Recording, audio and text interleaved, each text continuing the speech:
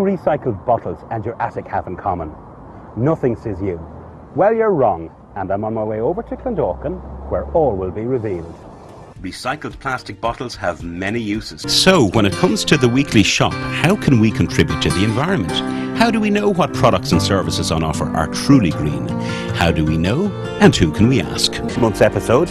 If you have any queries on any of the topics covered in the programme, please email info@city.ie.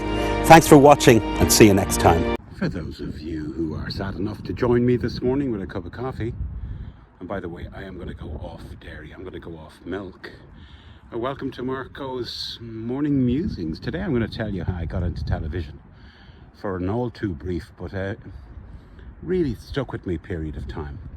So here's a ferry coming in past Howth. God knows what that's on the horizon. It's like a tanker. And we move across into God's light, as my late father, God rest him, used to call it. He'd say to me in the mornings, he was a colonel in the army, and he'd be up early, of course, very disciplined. And he'd come into my teenage bedroom and he'd say, "Open up that curtain and let in God's light." And I hope he's enjoying it now. So anyway, I was at loose ends, oh God, around 2006, 2007. And I've always wanted to really get into broadcasting, but those of you who are in it know that it's kind of freelance. And I love the intimacy of the radio, still do. It's the only place for me. But anyway, TV, of course, it's, you know, lights, camera, action and all that.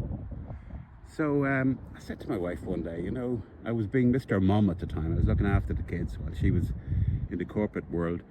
And I said, you know, I need to get out again. I need to get among people, and I'm going to knock some doors. And of course, as a guy who was in sales for years, that was like I took to that like a duck to water.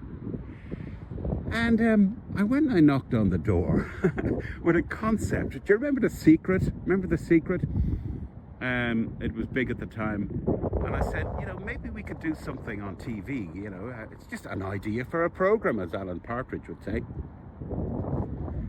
And there was studios up in Donnybrook. So we were talking City Channel Television. Do any of you remember it? I think it was part owned, or there was a shareholding with Cable Link. So whether you liked us or not, if you were using Cable Link, we were on your top right hand every time you logged in on rotation. And so I got talking to this guy who's since out of the industry. Lovely guy. Lovely guy. I think he was too nice for the friggin' industry. And I had the CD of The Secret, and I said, have you heard of this? And maybe we could, you know, do a positivity around people's lives and how they could manifest things, all that kind of malarkey that was de rigueur at the time. And so no was the answer, of course, as it invariably is when you just doorstep somebody. Now, I don't know how long went by, but either he rang me, phoned me, or I did him, because I don't give up that easy, for those of you who know me. And we got talking again. And salesperson and all as I was, I didn't pick up on it. And he was talking, and he says, listen, he said to me, do you want a job? And of course, yeah, of course I do. You know, you can't buy that kind of experience. Like, I thought I'd be making the coffee, etc. But of course, like everybody, you know, when you go to radio, you want to be on the radio. And unfortunately, it doesn't work that way. You end up doing maybe filler-in work or making people tea or whatever it is. And TV is no different. But no, I had talked myself into being a TV presenter, short-lived and all as it was. It was about a year. And then, of course, bad timing, 2009, the implosion of the economy and everything, totally. What happens? Advertising and training, straight away those budgets are cut. So City Channel, I think, struggled on for a while, but it was deprived of revenue. And I presented a programme called Green Scene, right? So it was all to do with the environment. Now, I'm more concerned with it these days, I have to be honest, than it was back then. You won't like it. I don't buy into an awful lot of the climate hype. But anyway, back then, you know, it was all things green and how we can carbon footprint properly and all that stuff. And I have to be honest with you folks, I loved it. it certainly was not the best paid job of my life, but there was potential there to expand on. And money is not everything when you're doing something you love. And I can't explain it to you. There's nothing like having a crew, right? The broadcast crew, everybody in the van, where are we going today? And I went all around the place interviewing people about green products and strategies and government departments and NGOs and that kind of stuff. And I was intrigued as well as to how they edited everything, how the program got made. So that was another facet. But I just loved getting up and being the guy with the mic and talking to the people, and I loved it. And it was very satisfying as well, also very challenging.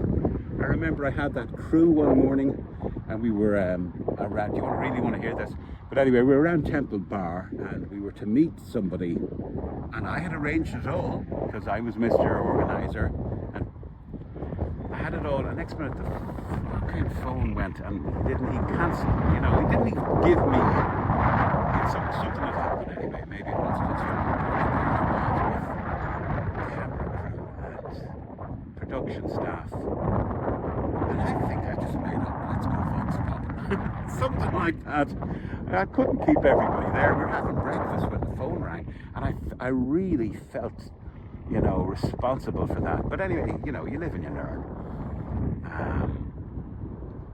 And oh yeah, so look along here, right?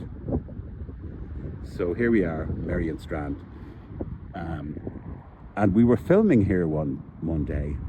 And those of you in the industry might know your mark. You know, sometimes there's an X-shaped piece of tape on the ground. So I was doing my PTO, or PTC, what is it, piece to camera. And I was walking along here, you know, very measuredly. And we didn't have the gaffer tape or whatever it is. So the guy put down the cassette tape on the ground. Well, man, back then we were still using video, even in broadcast cameras. And I'm going along, and it's all going very serenely. Walking along here, I think we were due out to Clondalkin afterwards for a guy that made, oh God, some kind of special material or something.